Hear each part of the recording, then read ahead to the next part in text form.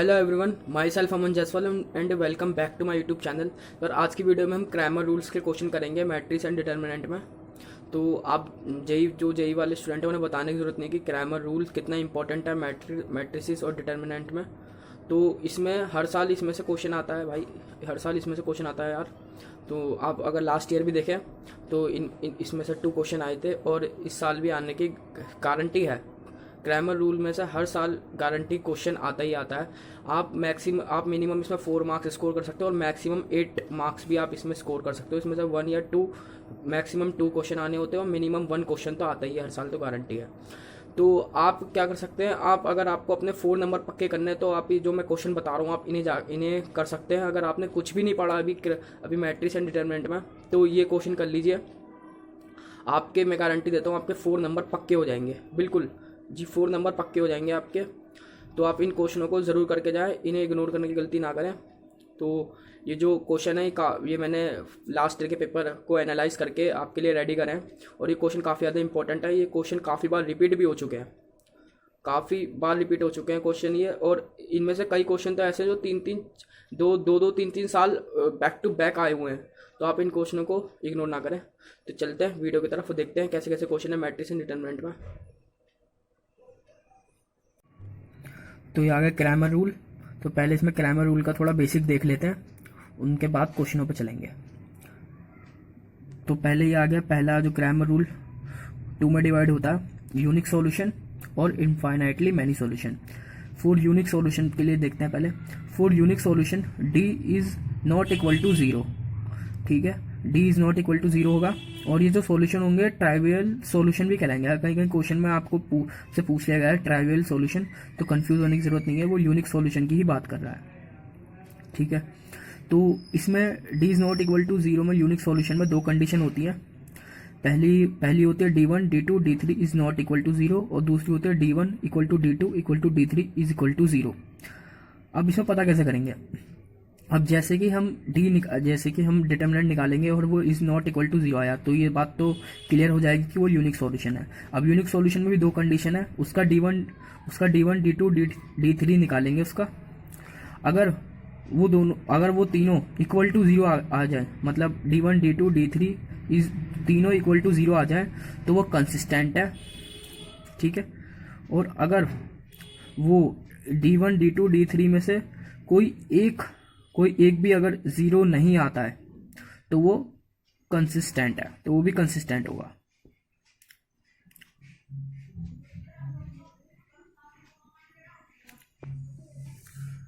Second आ गया infinitely many solution, ठीक है।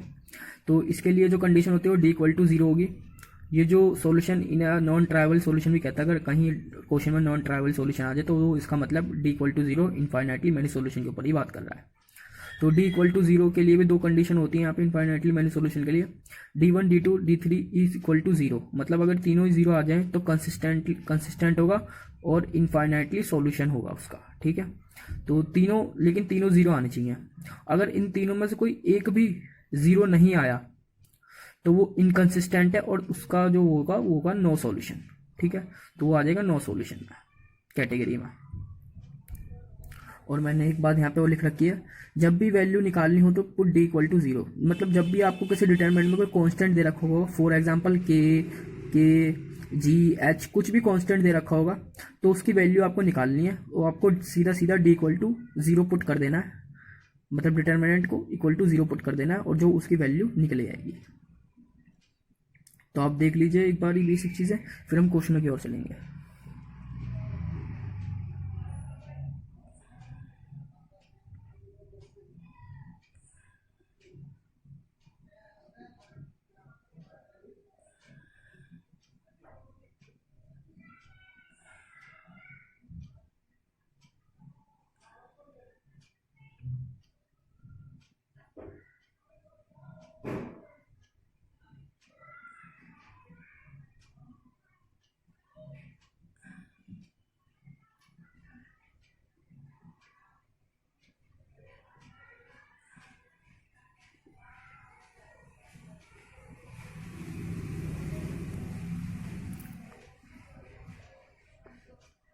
आई होप आपने देख लिया होगा। अब चलते हैं क्वेश्चनों की ओर।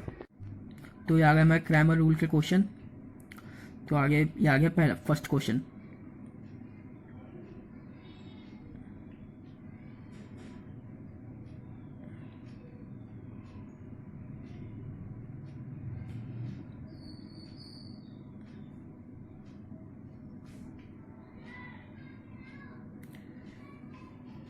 ये आ गया सेकंड क्वेश्चन।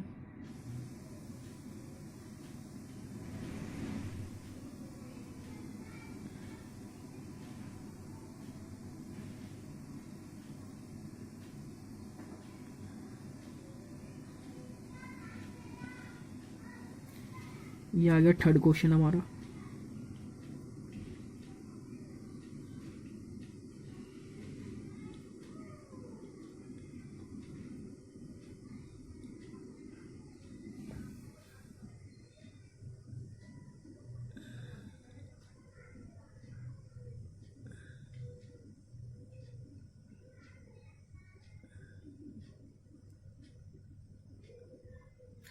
ये आ गया फोर्थ क्वेश्चन हमारा।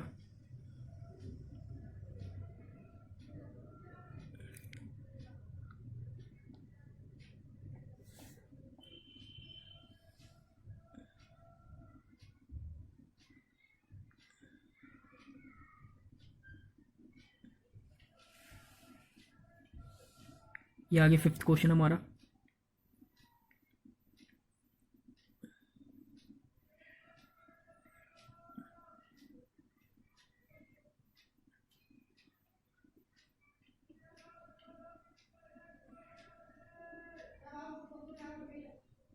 ये आ गया सिक्स्थ क्वेश्चन हमारा।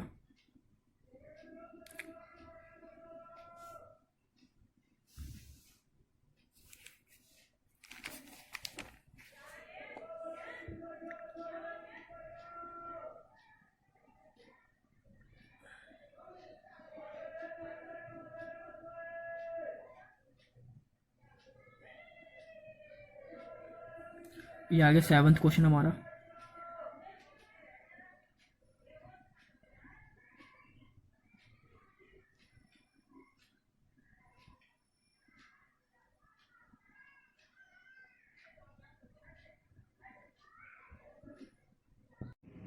तो ये आ गया हमारे फर्स्ट क्वेश्चन का सॉल्यूशन।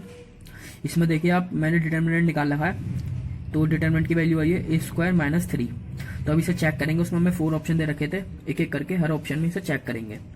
तो पहला ऑप्शन हमें दे रखा था इनफाइनाइट और वैल्यू दे रखी थी ए की 4। तो ए की 4 वैल्यू पुट करेंगे डिटर्मिनेंट में और चेक करेंगे। तो ये आ गई 13 आ गई हमारी, और 13 और हमें पता है for infinite D equal to 0 होना चाहिए, लेकिन ये 13 आ रहा है तो ये ऑप्शन नहीं होगा। अब बी के लिए चेक करेंगे। बी यूनिक दे रखी थी और ए इक्वल टू √3 दे रखा था। तो ऐसे अब √3 को डिटर्मिनेंट पे पुट करेंगे तो आप देखेंगे 0 आ रही है, और 4 यूनिक हम जानते हैं D is not equal to 0 होता, तो ये भी ऑप्शन नहीं होगा।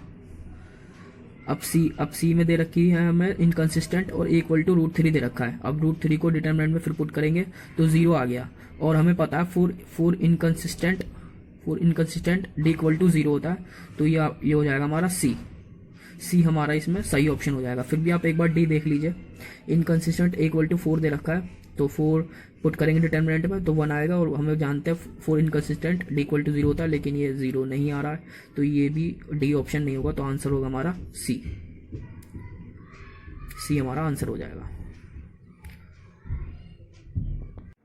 तो ये आ गया हमारा सेकंड क्वेश्चन का सॉल्यूशन। तो अब इसमें हम देखेंगे डिटर्मिनेंट की वैल्यू मैंने निकाल रखी है। देखिए इसमें डिटर्मिनेंट की वैल्यू आई है माइनस लैम्डा स्क्वायर माइनस का 6 लैम्डा प्लस का 16। तो इसमें 4 ऑप्शन दे रखे थे हमको। तो 4 ऑप्शन में जो पहले 4 ऑप्शन के लिए अब चेक करेंगे हम इसको। तो पहले ऑप्शन में यूनिक लैम्डा इक्वल टू -8 दे रखा था। -8 को डिटर्मिनेंट में इसमें पुट करेंगे वैल्यू तो इक्वल टू 0 आ गया, और 4 यूनिक के लिए हम जानते हैं D is not equal to 0 होता है, तो ये ऑप्शन नहीं होगा हमारा। अब बी में चेक करेंगे। B no solution lambda equal to 2 दे रखा है, और हम लैम्डा इक्वल टू 2 को इसमें पुट करेंगे तो ये 0 आ गया, और नो सोल्यूशन के लिए हम जानते हैं डी इक्वल टू 0 होता है, तो ये ऑप्शन सही है हमारा। इनफाइनाइटली के लिए चेक करेंगे लैम्डा इक्वल टू 2 रख के, तो 0 आ गया, और ये हम जानते हैं इनफाइनाइटली के लिए डी इक्वल टू 0 होता है, तो ये भी ऑप्शन ठीक है हमारा। अब डी के लिए चेक करेंगे, no solution lambda equal to 8, तो इसमें पुट करेंगे तो -96 कुछ ऐसे आ जाएगा हमारा। तो D is not equal to 0 आ रहा है, और नो सॉल्यूशन के लिए हम जानते हैं कि डी इक्वल टू 0 होता है, तो ये ऑप्शन नहीं होगा हमारा। तो यहाँ से हमारे पास दो सही ऑप्शन आ गए, बी एंड सी। तो बी एंड सी के लिए लैम्डा की वैल्यू आ गई लैम्डा इक्वल टू 2। तो लैम्डा इक्वल टू 2 को डिटर्मिनेंट में पुट करेंगे, जहाँ जहाँ क्वेश्चन में हमें लैम्डा दे रखा था वहाँ उसे पुट कर देंगे। क्वेश्चन में जहाँ जहाँ हमें लैम्डा दे रखा था, क्वेश्चन में जहाँ जहाँ लैम्डा दे रखा था वहाँ 2 पुट करेंगे। तो पुट करके देखेंगे तो डी की वैल्यू यहाँ से 0 आ गई, डी की वैल्यू 0 आ गई। तो अब D1 निकालेंगे और D1 की वैल्यू आ रही है 72, तो ये D1 is not equal to 0।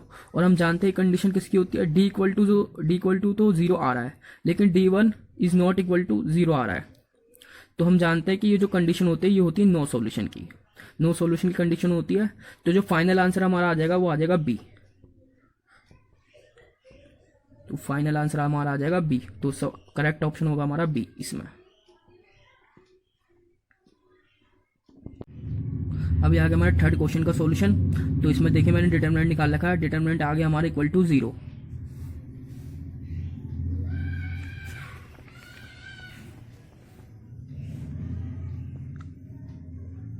अब डिटरमिनेंट इक्वल टू 0 आ गया तो हम D1 निकालेंगे। तो D1 is not equal to 0 आ रहा है, D1 is not equal to 0 आ रहा है। तो इसमें जो सही ऑप्शन है वो है हमारा सी।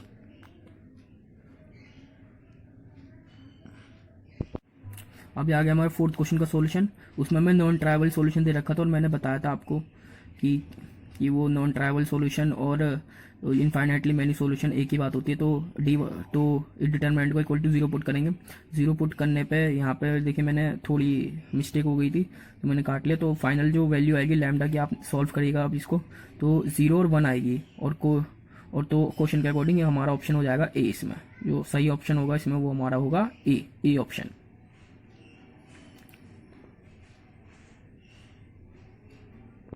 अभी आ गया हमारा फिफ्थ क्वेश्चन का सॉल्यूशन। तो क्वेश्चन में गिवन था इज इनकंसिस्टेंट, और इनकंसिस्टेंट के लिए हम जानते हैं डी इक्वल टू 0 और D is not equal to 0, दोनों कंडीशन होंगी। तो D1 निकालेंगे,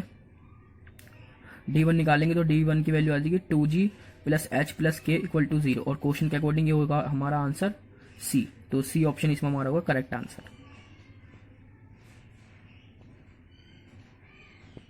अब ये आ गया हमारा सिक्स्थ क्वेश्चन का सॉल्यूशन। इज इनकंसिस्टेंट गिवन था क्वेश्चन में, और इनकंसिस्टेंट के लिए हम जानते हैं डी इक्वल टू 0 होता है।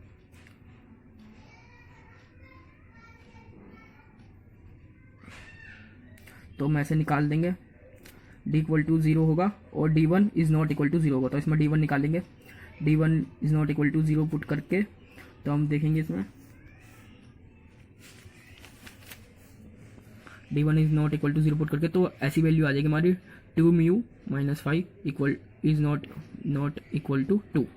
ठीक है, तो ऑप्शन में चेक करेंगे, ऑप्शन में हमें वैल्यू दे रखूंगी म्यू और इसकी y की, तो पुट करेंगे तो देखेंगे तो 2 is not equal to 2, 5 is not equal to 2, 2 is not equal to 2 is not equal to 2, 2 is not equal to 2। आप देख रहे हैं तो ऑप्शन ए, सी और डी में 2 और 2 आ रहे हैं, तो ये हो जाएंगे हमारे, तो ये हमारे आंसर नहीं होंगे, हमारा आंसर होगा B, 5 is not equal to 2। तो इसमें सही ऑप्शन होगा हमारा बी। तो ये आ गया हमारे सेवंथ क्वेश्चन का सॉल्यूशन। तो देखिए इसमें डिटरमिनेंट मैंने इक्वल टू 0 पुट कर रखा है, क्वेश्चन में कंडीशन दे रखी होगी। तो इसमें यहाँ से जो अल्फा की वैल्यू आ जाएगी -3 आ जाएगी, और ऐसी D1 निकाल ले, D1 करके D1 को भी इक्वल टू 0 पुट कर देंगे, उनको भी इक्वल टू 0 पुट कर देंगे। तो यहाँ से बीटा की वैल्यू आ जाएगी 13। तो क्वेश्चन में हमें अल्फा प्लस बीटा की वैल्यू पूछी है, तो दोनों को सम कर देंगे, हमारा आ जाएगा 10। तो क्वेश्चन के अकॉर्डिंग हमारा आंसर होगा सी। तो सी ऑप्शन इसमें करेक्ट होगा हमारा। तो मैं आप लोगों को एक बार फिर से सॉल्यूशन दिखा देता हूँ सारे, तो आप देख लीजिए। तो ये फर्स्ट क्वेश्चन का सॉल्यूशन था हमारे।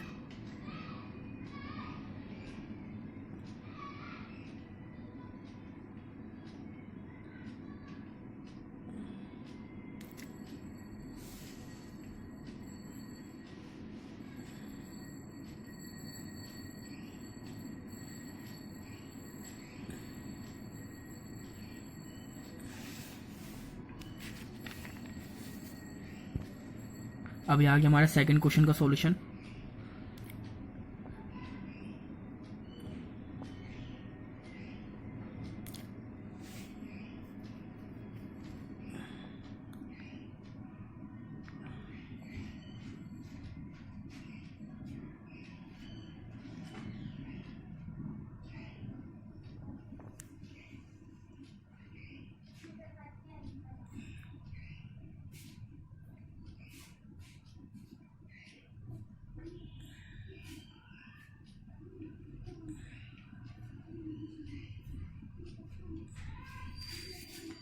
अब आ गया हमारे थर्ड क्वेश्चन का सॉल्यूशन।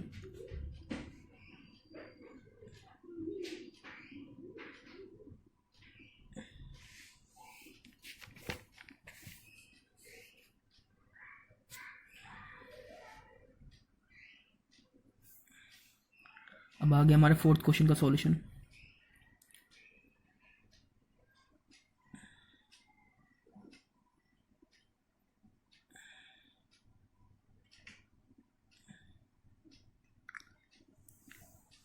अब आ गया हमारे फिफ्थ क्वेश्चन का सॉल्यूशन।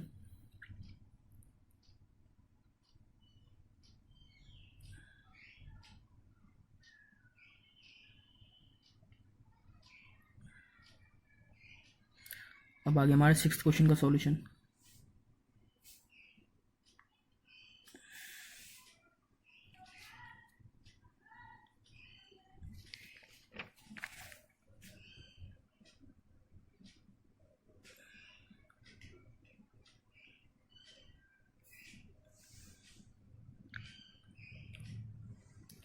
अब आ गया हमारे सेवन्थ क्वेश्चन का सॉल्यूशन।